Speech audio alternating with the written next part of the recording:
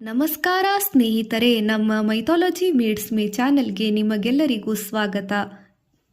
ಜಗನ್ನಾಥ ಪುರಿ. ಒಡಿಶಾದ ಪುರಿ ಜಗನ್ನಾಥ ದೇವಾಲಯವು ಶ್ರೀಕೃಷ್ಣ, ಬಲರಾಮ ಮತ್ತು ಸುಭದ್ರೆಯರ ಪೂಜೆಗೆ ಪ್ರಸಿದ್ಧವಾಗಿದೆ. 10ನೇ-12ನೇ ಶತಮಾನದಲ್ಲಿ ರಾಜ ಇಂದ್ರದ್ಯುಮ್ನನಿಂದ ನಿರ್ಮಿತವಾದ ಈ ದೇವಾಲಯವು ಅತಿದೊಡ್ಡ ಅಡುಗೆ ಮನೆ, ಗಾಳಿಗೆ ವಿರುದ್ಧವಾಗಿ ಹಾರಾಡುವ ಧ್ವಜ ಮತ್ತು ದೇವಾಲಯದ ಮೇಲೆ ಹಕ್ಕಿ ಪಕ್ಷಿಗಳು ಹಾರದ ನಿಗೂಢತೆಯನ್ನು ಹೊಂದಿದೆ. ಕೃಷ್ಣನ ಹೃದಯವು ಈಗಲೂ ಈ ದೇವಸ್ಥಾನದಲ್ಲಿ ಇಂದಿಗೂ ಸ್ಪಂದಿಸುತ್ತದೆ ಎಂಬ ನಂಬಿಕೆ ಇದೆ. ಪುರಿ ಜಗನ್ನಾಥ ದೇವಾಲಯದ ಐತಿಹಾಸಿಕ ಮತ್ತು ಪೌರಾಣಿಕ ಹಿನ್ನೆಲೆ. ಪೌರಾಣಿಕ ಹಿನ್ನೆಲೆಯಲ್ಲಿ ದ್ವಾಪರ ಯುಗದ ಶ್ರೀಕೃಷ್ಣ ದೈಹಿಕ ಅಂತ್ಯದ ನಂತರ ಅವನ ಹೃದಯವು ಅಮರವಾಗಿದ್ದರಿಂದ ಅದನ್ನು ಈ ದೇವಾಲಯದಲ್ಲಿ ಪೂಜಿಸಲಾಗುತ್ತದೆ ಎಂದು ಸಹ ನಂಬಲಾಗಿದೆ. ಮೂಲತಃ ಈ ದೇವಾಲಯವು ನೀಲಮಾಧವ ರೂಪದಲ್ಲಿ ಆದಿವಾಸಿಗಳು ಆರಾಧಿಸಲ್ಪಡುತ್ತಿದ್ದರು. ಇದು ಶ್ರೀಮನ್ನಾರಾಯಣನಿಗೆ ಸೇರಿದ್ದಾಗಿದೆ. ಜಗನ್ನಾಥನ ಕಣ್ಣುಗಳು ಯಾಕೆ ದೊಡ್ಡದು? ಪುರಾಣಗಳ ಪ್ರಕಾರ ಜಗನ್ನಾಥ, ಬಲರಾಮ ಮತ್ತು ಸುಭದ್ರೆಯರು ಒಮ್ಮೆ ಬೃಂದಾವನದ ಕಥೆಯನ್ನು ಕೇಳುತ್ತಿದ್ದಾಗ ಭಕ್ತಿಯ ಪರಾಕಾಷ್ಠೆಯಲ್ಲಿ ಮುಳುಗಿ ಅಂತಿಮವಾದ ಅವತಾರ ರೂಪವನ್ನು ತಾಳಿದರು. ಭಕ್ತಿಯಲ್ಲಿನ 10ನೇ ಪರವಶೆಯಿಂದ ಅವರ ಕಣ್ಣುಗಳು ಅತಿಯಾಗಿ ಅರಳಿದವು. ಅದೇ ರೂಪದಲ್ಲಿ ಅವರು ನೆಲೆಸಿದರು ಎಂದು ನಂಬಲಾಗಿದೆ.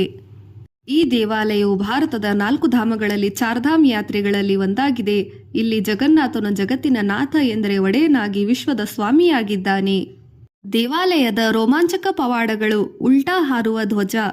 ಗಾಳಿಯ ವಿರುದ್ಧವಾಗಿ ಪ್ರತಿದಿನ ಸಂಜೆ ದೇವಾಲಯದ ಗೋಪುರದ ಮೇಲಿರುವ ಧ್ವಜವು ಗಾಳಿಯ ದಿಕ್ಕಿಗೆ ತದ್ವಿರುದ್ಧವಾಗಿ ವಿರುದ್ಧ ದಿಕ್ಕಿನಲ್ಲಿ ಹಾರುತ್ತದೆ. ನೆರಳು ಬೀಳುವುದಿಲ್ಲ. ಹಗಲಿನಲ್ಲಿ ಯಾವುದೇ ಸಮಯದಲ್ಲಿ ದೇವಾಲಯದ ಮುಖ್ಯ ಗೋಪುರದ ನೆರಳು ನೆಲದ ಮೇಲೆ ಬೀಳುವುದಿಲ್ಲ. ಅಡುಗೆ ಮನೆಯ ಪವಾಡ. ದೇವಾಲಯದ ಅಡುಗೆ ಮನೆಯಲ್ಲಿ 7 ಮಡಿಕೆಗಳನ್ನು ಒಂದರ ಮೇಲೊಂದರಂತೆ ಇಟ್ಟು ಅಡುಗೆ ಮಾಡಲಾಗುತ್ತದೆ. ಆದರೆ ಮೇಲಿನ ಮಡಿಕೆ ಮೊದಲು ಬೇಯುತ್ತದೆ. ಮಹಾಪ್ರಸಾದ. ಲಕ್ಷಾಂತರ ಭಕ್ತರು ಬಂದರೂ ಪ್ರಸಾದ ಎಂದಿಗೂ ಕಡಿಮೆ ಆಗುವುದಿಲ್ಲ. ಶ್ರೀಕೃಷ್ಣನ ಅವಿನಾಶಿ ಹೃದಯ. ಬ್ರಹ್ಮತತ್ವ. ಬ್ರಹ್ಮ ಪದಾರ್ಥದಿಂದ ಧ್ವಜವು ಗಾಳಿಗೆ ವಿರುದ್ಧವಾಗಿ ಹಾರುತ್ತದೆ ಮತ್ತು ಎಂದಿಗೂ ಮುಗಿಯದ ಮಹಾಪ್ರಸಾದದಂತಹ ಪವಾಡಗಳು ಪ್ರಸಿದ್ಧವಾಗಿದೆ. ಇದು ಮೊದಲ ವಿಶ್ವದ ಅತಿದೊಡ್ಡ ಅಡುಗೆ ಮನೆಯನ್ನು ಹೊಂದಿದೆ. ಪುರಿ ಜಗನ್ನಾಥ ದೇವಾಲಯದ ಇತಿಹಾಸ ಮತ್ತು ಪುರಾಣ. ನಿಗೂಢ ಮೂಲ. ಮೈಥಾಲಜಿ ಪುರಾಣಗಳ ಪ್ರಕಾರ ಶ್ರೀಕೃಷ್ಣನ ದೇಹತ್ಯಾಗ ಮಾಡಿದ ನಂತರ ಅವನ ಹೃದಯವು ಎಂದಿಗೂ ನಶಿಸದೆ ಉಳಿಯಿತು. ರಾಜ ಇಂದ್ರದ್ಯುಮ್ನನ ದಿವ್ಯ ದರ್ಶನದ ಸ್ವಪ್ನದ ಮೂಲಕ ಈ ಬ್ರಹ್ಮ ಪದಾರ್ಥವನ್ನು ಪಡೆದು ದಾರು ಮರದ ರೂಪದಲ್ಲಿ ಜಗನ್ನಾಥನ ಮೂರ್ತಿಯನ್ನು ಪ್ರತಿಷ್ಠಾಪಿಸಿದರು. ಮೂಲತಃ ಜಗನ್ನಾಥ ಸ್ವಾಮಿಯು ಬುಡಕಟ್ಟು ಅಡವಿಯ ದೇವತೆ. ಜಗನ್ನಾಥನನ್ನು ನೀಲಮಾಧವ ಎಂದು ಕರೆಯಲಾಗುತ್ತಿತ್ತು ಮತ್ತು ಶಬರ ಬುಡಕಟ್ಟಿನ ಜನರು ಪೂಜಿಸುತ್ತಿದ್ದರು. ರಾಜ ಇಂದ್ರದ್ಯುಮ್ನನ ಕನಸು. ರಾಜ ಇಂದ್ರದ್ಯುಮ್ನನು ನೀಲಮಾಧವನ ವಿಷ್ಣುವಿನ ರೂಪ ವಿಗ್ರಹವನ್ನು ಹುಡುಕುತ್ತಿದ್ದಾಗ ಕಡಲ ತೀರದಲ್ಲಿ ಮರದ ದಿಮ್ಮಿಯ ರೂಪದಲ್ಲಿ ಭಗವಂತನು ಕಾಣಿಸಿಕೊಂಡನೆಂದು ಕತೆ ಹೇಳುತ್ತದೆ. ಪುರಿ ಜಗನ್ನಾಥನ ವಿಗ್ರಹಗಳು ಯಾಕೆ ಅಪೂರ್ಣವಾಗಿದೆ? ಕಥೆಯ ಪ್ರಕಾರ ವಿಶ್ವಕರ್ಮನು ದೇವಶಿಲ್ಪಿಯಾಗಿ ಬಂದು ವಿಗ್ರಹವನ್ನು ಕೆತ್ತುತ್ತಿದ್ದನು. ಆದರೆ ವಿಶ್ವಕರ್ಮನ ಒಂದು ಷರತ್ತಿತ್ತು.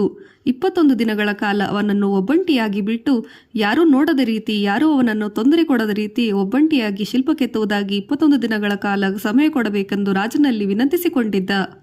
ಹೀಗೆ ದೇವಶಿಲ್ಪಿಯಾದ ವಿಶ್ವಕರ್ಮ ಒಬ್ಬಂಟಿಯಾಗಿ 21 ದಿನಗಳ ಕಾಲ ನಿಗೂಢತೆಯಿಂದ ವಿಗ್ರಹವನ್ನು ಕೆತ್ತುತ್ತಿದ್ದಾಗ, ಆದರೆ ಒಂದು ದಿನ ಕೆಲಸದ ಧ್ವನಿ ಸಪ್ಪಳ ಬರುವುದಿಲ್ಲ. ವ್ಯಾಕುಲದಿಂದ ರಾಜ ದ್ವಾರ ತೆರೆಯುತ್ತಾನೆ. ರಾಜನು 21 ದಿನಗಳ ಕಾಲ ಮುಂಚೆಯೇ ಬಾಗಿಲು ತೆರೆದಿದ್ದರಿಂದ ವಿಶ್ವಕರ್ಮನು ಕೆಲಸವನ್ನು ಅರ್ಧಕ್ಕೆ ನಿಲ್ಲಿಸಿ ಹೋದರು. ಹಾಗಾಗಿ ಕೃಷ್ಣ, ಬಲರಾಮ ಮತ್ತು ಸುಭದ್ರೆಯರ ಕೈಕಾಲುಗಳಿಲ್ಲ, ದೊಡ್ಡ ಕಣ್ಣುಗಳ ವಿಗ್ರಹಗಳಾಗಿ ಕಾಣುತ್ತಾರೆ. ಜಗನ್ನಾಥ ಎಂದರೆ ಯಾರು? ಜಗತ್ನಾಥ. ಜಗನ್ನಾಥ ಅಂದರೆ ಸಂಪೂರ್ಣ ವಿಶ್ವದ ಒಡೆಯ. ಪುರಾಣಗಳ ಪ್ರಕಾರ ಜಗನ್ನಾಥನು ಶ್ರೀಕೃಷ್ಣನ ಪರಬ್ರಹ್ಮ ಸ್ವರೂಪ, ವಿಷ್ಣುವಿನ ಅವತಾರವೂ ಹೌದು.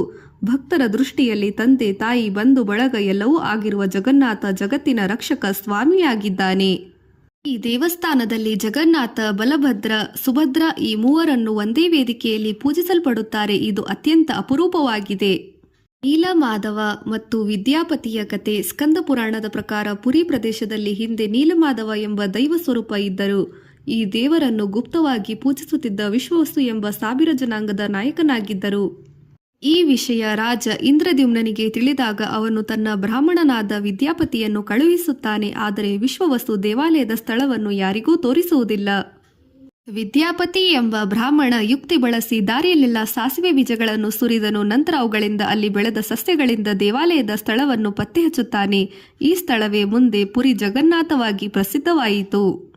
ದಾರು ಬ್ರಹ್ಮ ಮರದ ರೂಪದ ದೇವರು ಇಂದ್ರದ್ಯುಮ್ನ ರಾಜನು ದೇವಾಲಯವನ್ನು ನಿರ್ಮಿಸಲು ನಿಶ್ಚಯಿಸಿದಾಗ ಸ್ವಪ್ನದಲ್ಲಿ ಸ್ವಯಂ ವಿಷ್ಣು ಪ್ರತ್ಯಕ್ಷವಾಗಿ ಹೀಗೆ ಹೇಳಿದರು.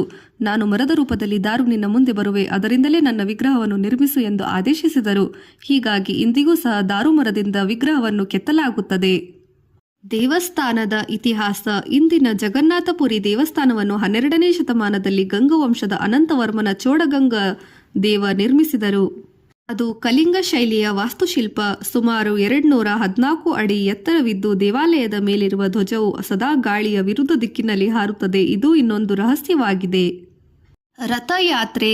ದೇವರು ಭಕ್ತರ ಮನೆಗೆ ಬರುವ ಹಬ್ಬ. ಜಗನ್ನಾಥಪುರಿಯ ಅತಿದೊಡ್ಡ ಉತ್ಸವ ರಥಯಾತ್ರೆ ವರ್ಷಕ್ಕೆ ಒಮ್ಮೆ ನಡೆಯುತ್ತದೆ. ಜಗನ್ನಾಥ, ಬಲಭದ್ರ, ಸುಭದ್ರ ಭವ್ಯ ರಥಗಳಲ್ಲಿ ಹೊರಗೆ ಬರುತ್ತಾರೆ. ನೌಕಲೇಬರ್. ದೇವರ ದೇಹ ಬದಲಾವಣೆಯಾಗುವ ಸನ್ನಿವೇಶ. ಜಗನ್ನಾಥ ದೇವರಿಗೆ ಪ್ರತಿ 12ರಿಂದ 19 ವರ್ಷಕ್ಕೊಮ್ಮೆ ನೌಕಲೇಬರ್ ನಡೆಯುತ್ತದೆ. ಅಂದರೆ ಹಳೆಯ ಮರದ ವಿಗ್ರಹ ಬದಲಿಸಿ ಹೊಸ ವಿಗ್ರಹ ಸ್ಥಾಪನೆ. ಅದರ ರಹಸ್ಯವೇನೆಂದರೆ ಜಗನ್ನಾಥನ ಒಳಗೆ ಇರುವ ಬ್ರಹ್ಮ ಪದಾರ್ಥ ಅದನ್ನು ಕೇವಲ ಆಯ್ದ ಪೂಜಾರಿಗಳಿಗೆ ವರ್ಗಾಯಿಸುತ್ತಾರೆ. ಆಯ್ದ ಪೂಜಾರಿಗಳು ಕಣ್ಣು ಕಟ್ಟಿಕೊಂಡು ಸಂಪೂರ್ಣ ಅಂಧಕಾರದಲ್ಲಿ ಪ್ರತಿಕ್ರಿಯೆಗಳನ್ನು ಪೂರೈಸುತ್ತಾರೆ. ಈಗಲೂ ಜಗನ್ನಾಥನ ವಿಗ್ರಹವನ್ನು 12 ವರ್ಷಗಳಿಗೊಮ್ಮೆ ನೌಕಲೇಬರ್ ಆಚರಣೆ ದಾರು ಮರದಿಂದ ವಿಗ್ರಹಗಳನ್ನು ಬದಲಾಯಿಸುತ್ತಾರೆ.